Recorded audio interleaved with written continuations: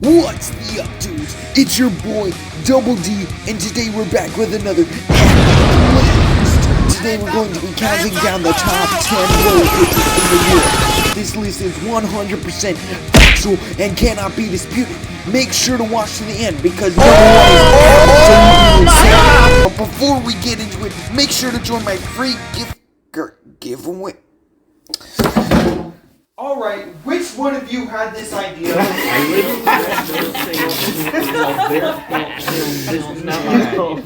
We thought it would be funny to have you be like one of those clickbait YouTubers who overreacts to everything. I don't want that though. I want to make a list of my top 10 roller coasters. Well, come on, man. Can't you just take a joke? Yes, I can. However, I don't think wasting time on this joke of a script is very funny. Shut up, Double D. It's very funny. Get writing, we're also gonna put you all on Firebird. Yes, sir. What's the up, dudes? It's your boy Double D here, and before the video starts, I wanted to thank you all for 100 scrubscribers. It's nice knowing that so many people enjoy my content, and even though it's a relatively small number, I still wanted to thank you all for getting me here. Anyways, today I'm going to talk about the top 10 roller coasters in the world that I've ridden. Just keep in mind that this is all my opinion. I'm entitled to mine, you're entitled to yours, and I have not ridden every single roller coaster on the planet. I mean, I literally only have 65 credits, so I don't know what you were expecting. So if you want to complain about a coaster you love not ranking very high or not being on the list at all, it's not my problem. Anyways, let's go! Starting off our list at number 10 is Ravine Flyer 2, located at Hersheypark in Erie, Pennsylvania. This wooden coaster is so much fun. There are several great airtime moments and interactions with the terrain, including the bridge airtime hills, the hills after the bridge on the return trip, and the dives into and out of the ravine the ride is named for. This was my first gravity group coaster, and it was a good one. This is my favorite wooden coaster I've been on as of right now. I rode in the back and the front, and I'd say the front is better since you get airtime on every hill, including the ones going back to the station. Also, the 90-degree bank turn is a very unique element and is a lot of fun. Yeah, I just really like Ravine Flyer 2, and yeah, it's just a good coaster. It's absolutely a must ride if you're ever in the Erie area for any reason. It makes the drive to Waldameer worth it. Number 9 is Gemini. Number 9 is Magnum XL 200 at Cedar Point, the world's first hypercoaster. For being over 30 years old, this coaster still packs a punch. I got 2 rides on this coaster in the Magic Seat, which is Car 1 Row 3 for anyone who didn't know. The lift hill is kind of slow, but the anti-rollbacks make up for that. And so does the rest of the ride, of course. You're treated to a ride full of good airtime moments and nice views of the lake and the rest of the park. The transitions are kind of janky and awkward and the coaster is somewhat rough in spots, but honestly I don't mind it. In my opinion, it gives the ride character and adds to the experience. The airtime hills at the end are insane. It literally tries to throw you out of the train with how abruptly you are tossed out of your seat. Admittedly, I have some bias towards Magnum, as it was my 50th roller coaster, but it is still a great ride to check out at Cedar Point. Number 8 is Fahrenheit at Hersheypark, the first Intamin on the list, and certainly not the last. This coaster has one of the most unique experiences of any coaster I've been on. First off, the vertical lift hill is really unique and interesting, being pushed into the back of your seat as you ascend to the heavens, aka 121 feet. Then comes the 97-degree drop, during which your gravitational acceleration vector is behind the normal force vector. This creates a certain type of falling feeling you can only get on these rides, to put it simply. The rest of the layout is filled with forceful and whippy inversions, like the Cobra Roll and my personal favorites, the corkscrews, as well as a very strong airtime hill delivering some awesome ejector. The restraints are actually very comfortable and for the most part don't even really feel like something is on your shoulder. And I feel like this coaster doesn't get talked about enough. It's a really good ride that people just seem to forget about. But it's just an awesome ride, absolutely a must do at Hersheypark, along with all the other things to do at Hersheypark. This is where you all unsubscribe. Number 7 is Skyrush at Hersheypark. Skyrush is probably the most intense coaster I've ridden so far. When we say Skyrush is so scary it should only be ridden by the bigger kids, that's only half a joke. The lift hill is crazy fast and takes you up 200 feet in an instant. The drop has such strong airtime that you could literally fly out of the seat and land on the moon. But of course the restraints hold you in, which is probably something you want me to talk about, right? The thigh crush lap bars, how terrible they are? Okay, here it goes. The restraints are okay, but the ride more than makes up for it, so I don't feel like complaining about them. There. Does that fill your needs? Yes? Good. The airtime on this ride is probably the strongest I've ever felt, and the rest of the ride has good positives and snappy transitions I just couldn't get enough of. So why don't I rank this higher? Well, generally I prefer fun factor over intensity, so I have some rides above it. But that doesn't by any means make Skyrush a bad coaster. Far from it, in fact. It is still an awesome coaster and a must-do at Hersheypark.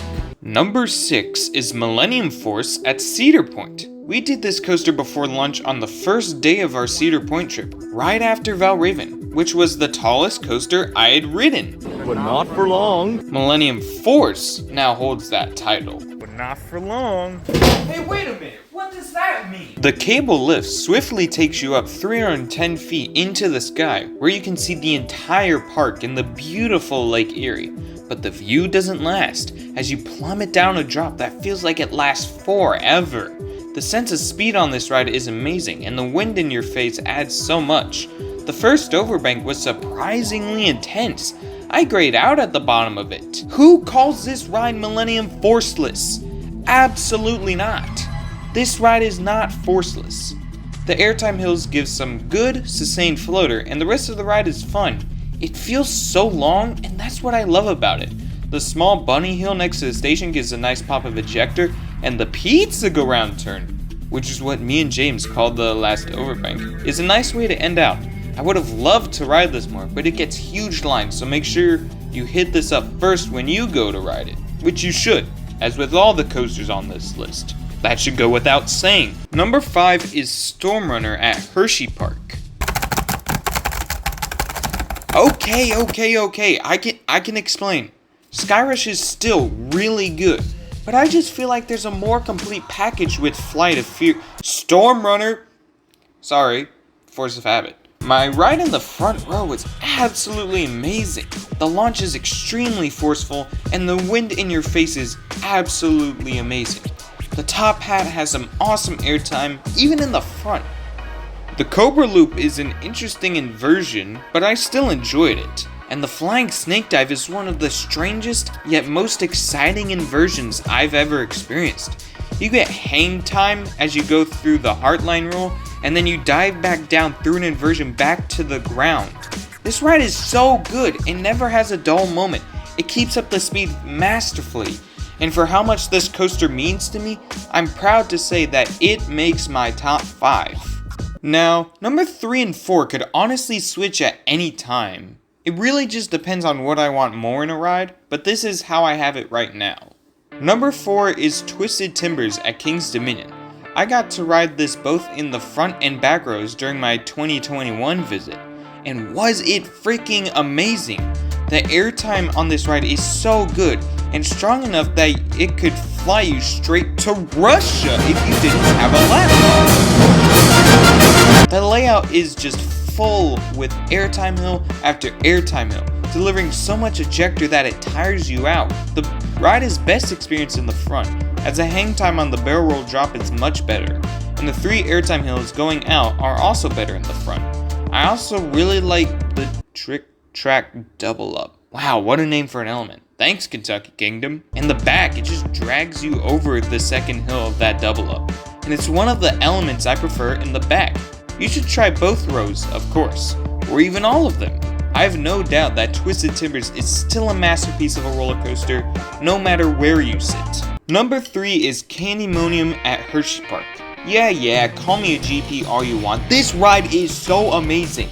This coaster should not go unnoticed. It has so much to love. The drop lasts for a very long time and you are out of your seat for the entirety of it. I graded at the bottom of it pretty much every time I rode. The airtime is incredibly sustained on pretty much every hill.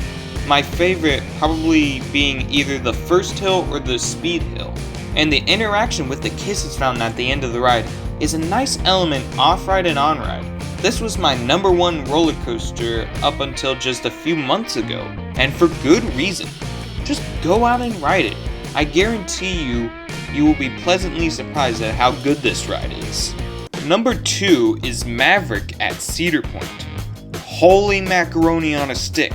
I was not expecting Maverick to be this good. Obviously I knew it was going to be awesome, but the more I rode it, the better it got. The drop has great airtime in any seat. The transitions are snappy and a lot of fun as you race along the ground, and the airtime hill following that is similar to the one on Fahrenheit, but even better. You just get yonked out of your seat.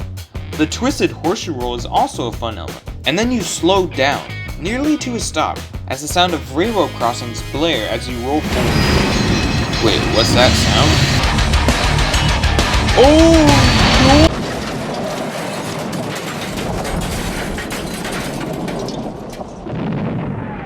no! No, that doesn't happen. What actually happens is even better.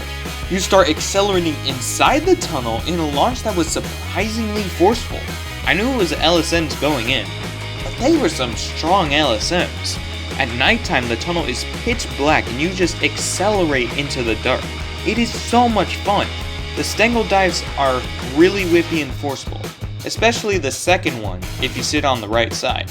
Maverick is just everything you could ever want in a roller coaster, and honestly I could ride it all day and be content. Now, for the elusive number 1 spot, the absolute best coaster in the world, according to me, is